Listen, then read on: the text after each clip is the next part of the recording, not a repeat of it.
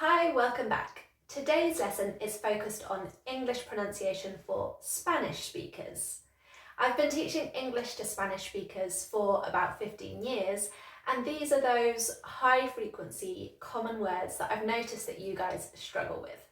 So if that's you, stick with me, and by the end of this lesson we're going to master those words so that you can use them in conversation with confidence.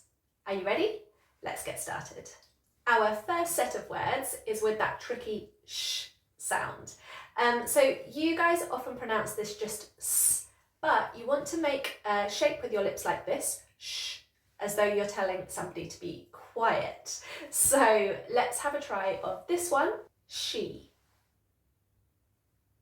She. Okay, good. And how about should? Should. Okay, and now, just for fun, try this one because it's got a double sh sound. Shellfish. Did you find that hard? Shellfish. Now you can practice this sh sound and test yourself with this tongue twister. She's a selfish shellfish. Don't be shy, just give it a try. She's a selfish shellfish. Great, a bit faster. She's a selfish shellfish. It's even tricky for me to say. Okay, so keep practicing that little tongue twister and it will really help you to master that sh sound so that you can say she and should and other sh words perfectly. The next couple, the problem comes from how to pronounce the Y and the J sound because they're different in Spanish. So we've got a really common word that I hear mistakes with all the time, and it's job. J, j. Look at the shape of my mouth. Job. Good. And young. So that comes from the back of the throat. Y, y, young. Okay, so just try those two again. Job and young. Okay, great work.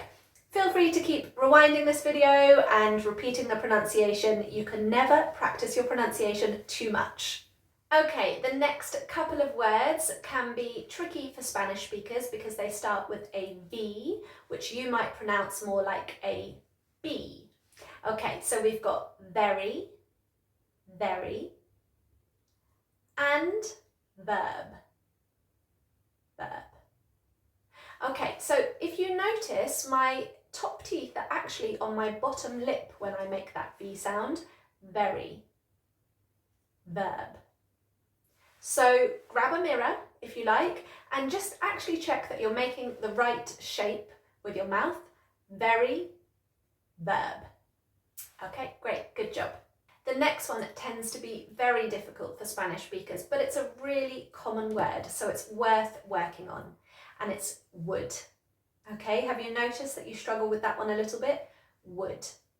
So you've got a w sound at the beginning, and then it's just ud, ud. And then if you put that together, you've got would, would. It's exactly the same pronunciation as the material would, if that helps at all. Sometimes it does. So keep practicing that one. You don't want to go to the back of your throat. It's all here at the front of your mouth. Would. Okay, I'll do it one more time. Would. Great. And actually, while we're talking about that sound, it's worth you practicing all of the similar pronunciation. Would, could, should, good. Okay, so keep practicing those and they all end with that ud sound. With our next set of words, the problem comes at the end because it should be a T sound, not an extra syllable. Let me show you what I mean. So we've got watched, not watched, watched. And stressed, not stressed, stressed. And then stopped, not stopped, stopped. And finally, obsessed, which is going to be really hard because they've got these consonant clusters as well, so that makes it even more difficult, but try it one more time. Obsessed. Okay, good. So make sure you're really focusing on having a T sound at the end. Let's do all of them one more time after me. Watched, stressed, stopped, obsessed. Fantastic. Keep practicing those whenever you get a spare few minutes. And the last word for today's lesson, ironically, is Spain. So it's not Espain. You want to start with that snake sound, Spain, Spain. Okay, great, good job. So of the words we've covered in today's lesson, which one is the most difficult for you? Let me know in the comments. Of course, there might be other words that you struggle with, but these ones from today's lesson are all very high frequency common words. If there are others that you'd like to practice, let me know that too. I'm genuinely really honoured that you've come to practice your English with me today, and don't forget to keep practicing your tongue twister, She's a Selfish Shellfish. And you can go and check out some of the other videos on this channel. I look forward to seeing you in the next lesson.